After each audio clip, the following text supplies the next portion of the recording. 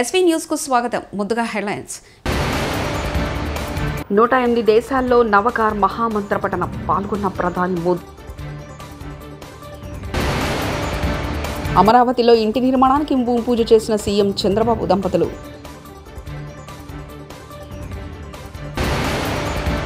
కేసీఆర్ సాగు భాష మాట్లాడితే రేవంత్ రెడ్డిది సాగు భాష మాట్లాడుతున్నాడు హరీష్ రావు.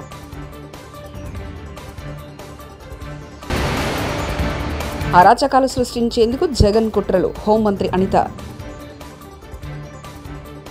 నవాకార్ మహామంత్రం పరమ పవిత్రమైందని దీన్ని సామూహికంగా పఠించడం వల్ల ప్రపంచ శాంతి సామరస్యాలు సమకూరుతాయని ప్రధాని మోదీ పేర్కొన్నారు.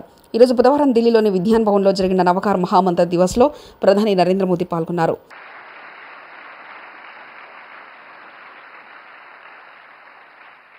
जैसा ही आप संसद के नए भवन में शार्दुल द्वार से प्रवेश करते हैं तो स्थापत्य गैलरी में सम्मेद शिखर दिखता है.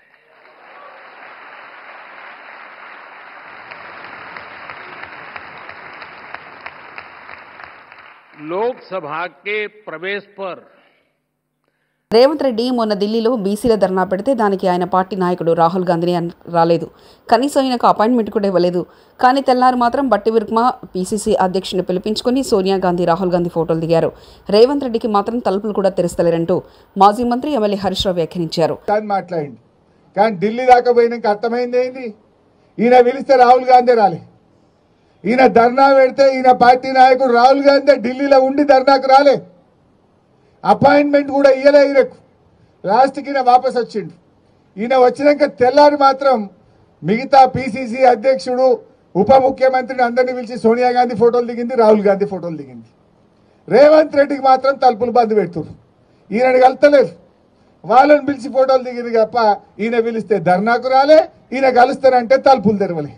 ఇది ఇలా రేవంత్ రెడ్డి పరిస్థితి అయిపోయింది. కేసీఆర్ది సాగు భాష అయితే రేవంత్ రెడ్డిది చావు భాష. కేసీఆర్ ఎప్పుడు మాట్లాడినా మిషన్ కాకతీయ కింద చెరువులు బాగు చేయమన్నాడు, వాగుల మీద చెక్ డ్యాములు కట్టమన్నాడు, ప్రాజెక్టులు కట్టమన్నాడు, రైతులకు నీళ్లు ఇవ్వమన్నాడు, రైతులకు నీటి తీరువా రద్దు చేసిన భాష కేసీఆర్ది.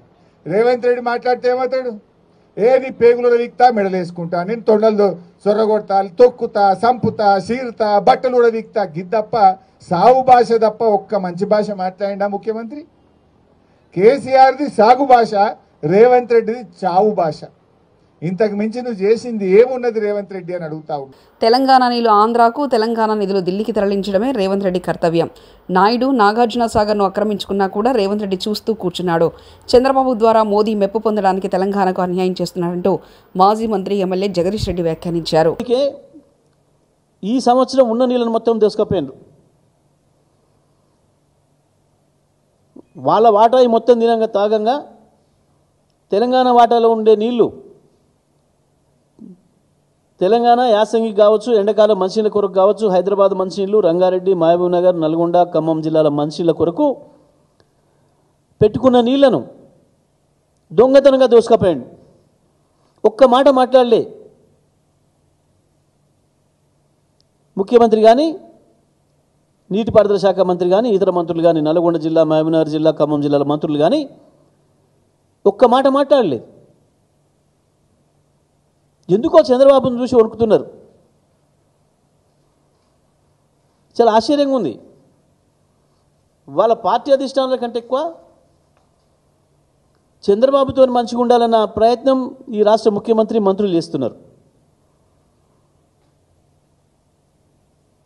చంద్రబాబు భయ మోడీతో మంచిగా ఉండాలని.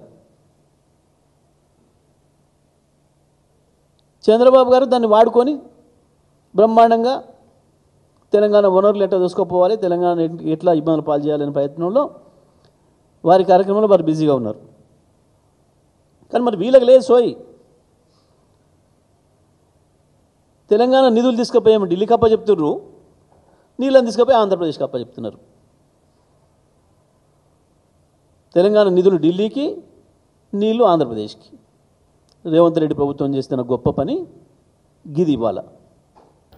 రాప్తాడు పర్యటనలో ఉద్దేశపూర్వకంగానే గొడవలు సృష్టించేందుకు మాజీ సీఎం జగన్ ప్రయత్నించారని హోంమంత్రి అనిత విమర్శించారు. 2 రోజుల నుంచే పక్కా ప్రణాళికలతో వ్యవహరించారన్నారు. గొడవలు జరిగే అవకాశం ఉందని నిఘా వర్గాల సమాచారంతోనే 1100 మంది పోలీసులతో భద్రతా ఏర్పాట్లు చేసినట్లు తెలిపారు. ఆయన డబ్బులిచ్చి వైకాపా కార్యకర్తల్ని భారీగా రప్పించి పోలీసులపై దాడికి దిగారన్నారు. 11 సీట్లకు పడిపోయిన వ్యక్తి పరామర్శకి వెళ్ళినప్పుడు కూడా 11 సీట్లు వచ్చినా కూడా బుద్ధి రాకుండా ఆ పరామర్శించిన తీరు చూస్తూ ఉంటే నిజంగా చాలా బాధ అనిపించే పరిస్థితి. లాస్ట్ 5 yearsలో మేము చెప్పామండి, ఐపీసీ సెక్షన్ ప్రకారం అన్నది కాకుండా వైసీపీ సెక్షన్ ప్రకారం అని చెప్పి పోలీసుల చేత కూడా పనిచేయించి పోలీస్ వ్యవస్థని కూడా నిర్వీర్యం చేసేసి ఈరోజు అదే పోలీసు వ్యవస్థ మీద విరుచుకుపడే పరిస్థితి చూస్తూ ఉంటే జగన్మోహన్ రెడ్డి మానసిక పరిస్థితి కూడా మేము జాలిపడాల్సిన సందర్భం. ఒక జగన్మోహన్ రెడ్డి అన్న వ్యక్తి ఒక పులివెందలకి మాత్రమే ఒక ఎమ్మెల్యే, అతనికి ప్రతిపక్ష హోదా లేదు. అయినప్పటికీ అతను ఒక ఎక్స్ సీఎం అన్న ఒకే ఒక కారణంతో ఆయన టూర్ ప్రోగ్రామ్ గురించి మాట్లాడినప్పుడు మేము చాలా క్లియర్గా 1100 మంది అప్రాక్సిమేట్లీ 1100 మంది పోలీస్ బలగాల్ని డిఎస్పీ స్థాయి నుంచి రోప్ పార్టీస్ వరకు అంటే ఏపీఎస్పీ బెటాలియన్స్ వరకు దగ్గర 1100 మంది పోలీసులను పెట్టాం. అంటే మీరు అనుకోవచ్చు ఒక ఎక్స్ సీఎంకి 1100 మంది పోలీసులు ఎందుకండి అని. కానీ అతను వెళ్తున్న ప్రాంతం చాలా సెన్సిటివ్ ప్రాంతం. తను వెళ్తున్న ప్రాంతంలో ఏదైనా గొడవలు జరిగే పరిస్థితి ఉండి లా అండ్ ఆర్డర్ కనుక ఇబ్బంది పడితే సామాన్యమైన ప్రజలు ఇబ్బంది పడతారని ఒకే ఒక కారణంతో గౌరవ ముఖ్యమంత్రి గారి ఆదేశాల మేరకు డీసీపీ గారు అందరూ కలిసి సుమారుగా 1100 మందిని అక్కడ డిప్లాయ్ చేశాం.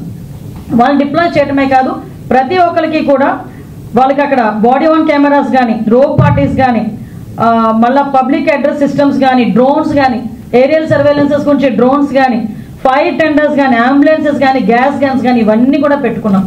అంటే సాధారణంగా ఒక విఐపీ వచ్చినప్పుడు ఎటువంటి ట్రీట్మెంట్ చేసుకుంటామో ఆ ట్రీట్మెంట్ అంతా కూడా ఒక సాధారణ ఒక పులివెందుల ఎమ్మెల్యేకి కూడా కేవలం ఎక్స్ సీఎం అన్న కారణంతో మేము ఇవ్వడం కూడా జరిగింది. ఆ సంగతి కూడా మీరందరూ కూడా గమనించాలి.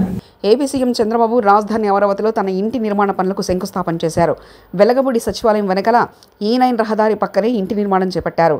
ఈ కార్యక్రమంలో చంద్రబాబు సతీమణి నారా భువనేశ్వరి, మంత్రి నారా లోకేష్, బ్రాహ్మణి, దేవాంశ్ పాల్గొన్నారు.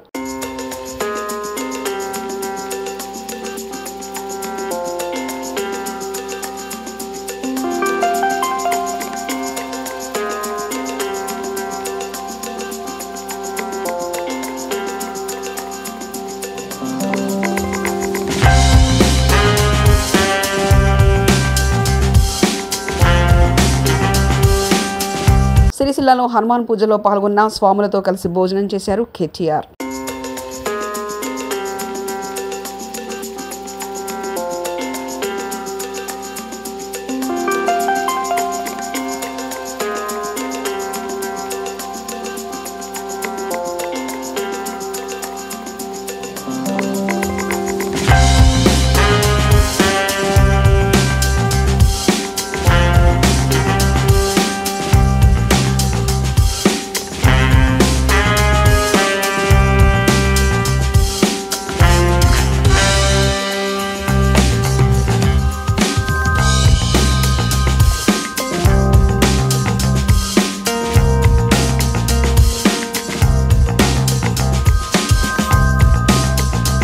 నాగార్జునసాగర్ డ్యామును పూర్తిగా తమ ఆధీనంలో తీసుకున్న ఆంధ్ర సిఆర్పీఎఫ్ బలగాలు నాగార్జునసాగర్ డ్యాం 13వ గేటు వద్ద విధుల నుండి వైదొలిగిన తెలంగాణ వైపు విధులు నిర్వహిస్తున్న సిఆర్పీఎఫ్ బలగాలు 13వ గేట్ నుంచి అవతల ఆంధ్ర వైపు విధులు నిర్వహిస్తూ తెలంగాణ వైపు వచ్చిన ఆంధ్ర సిఆర్పీఎఫ్ బలగాలు దీనిపై తమకు ఎటువంటి సమాచారం లేదని అంటున్న ఎన్ఎస్పీ అధికారులు నాగార్జునసాగర్ డ్యామును ఆంధ్ర బలగాలు పూర్తిగా తమ ఆధీనంలోకి తీసుకోవడంపై రాజకీయ విశ్లేషకుల భిన్నాభిప్రాయాలు. హెచ్సియు భూములపై సిబిఐ కాదు సిబిఐని ఎంక్వైరీ చేయాలి.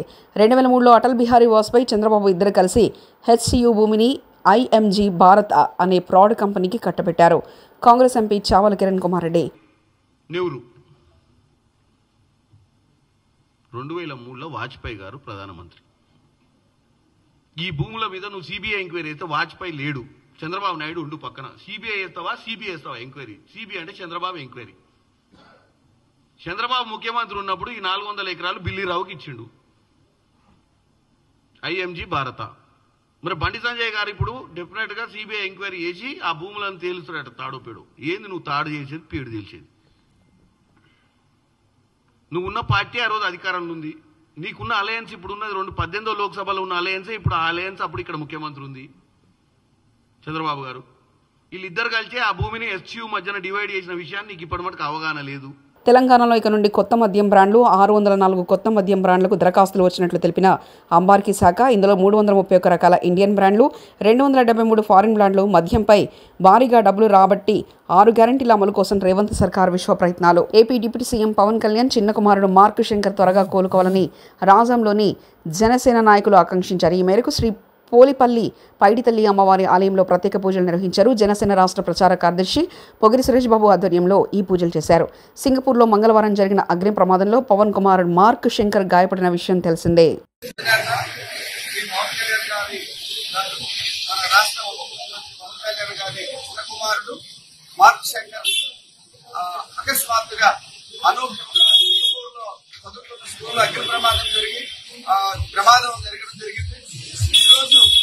ఆయన చేస్తున్నటువంటి సేవా కార్యక్రమాలు, ప్రజల కోసం ఆయన పడుతున్న కష్టాలను చూసి కూడా దేవుడు ఇలాంటి కష్టాన్ని ఇవ్వడం జరిగింది.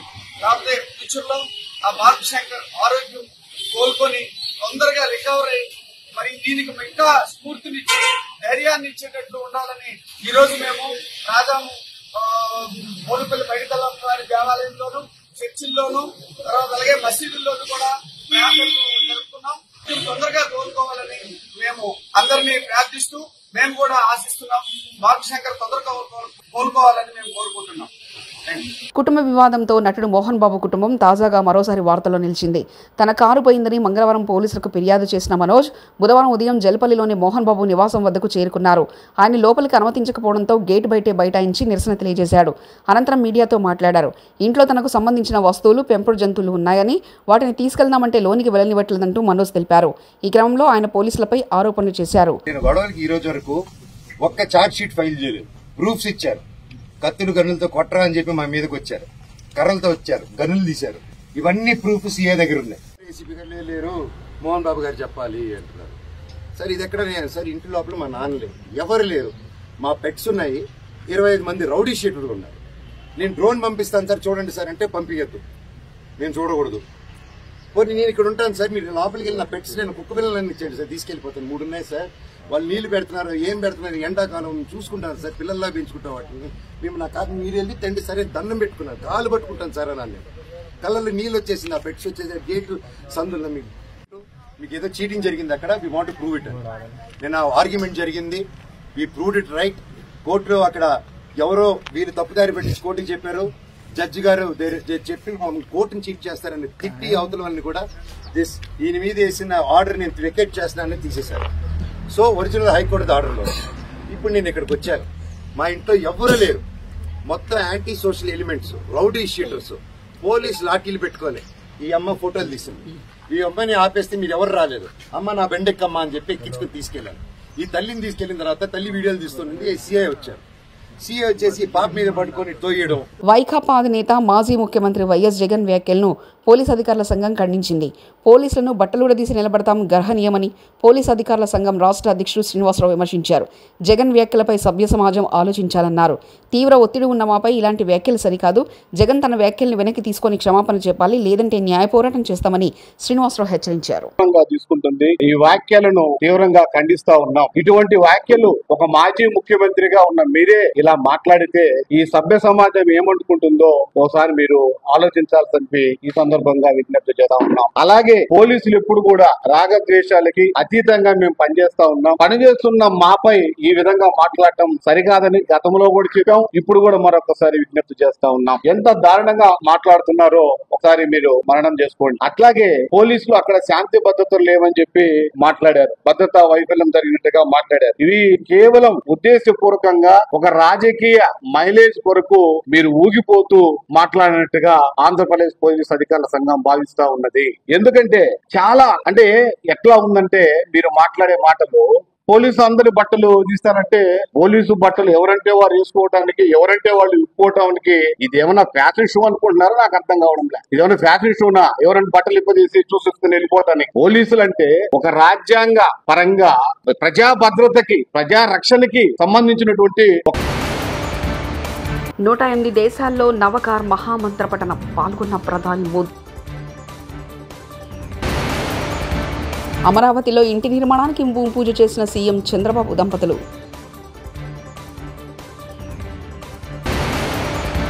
కేసీఆర్ సాగు భాష మాట్లాడితే రేవంత్ రెడ్డిది సాగు భాష మాట్లాడుతున్నాడు హరీష్ రావు.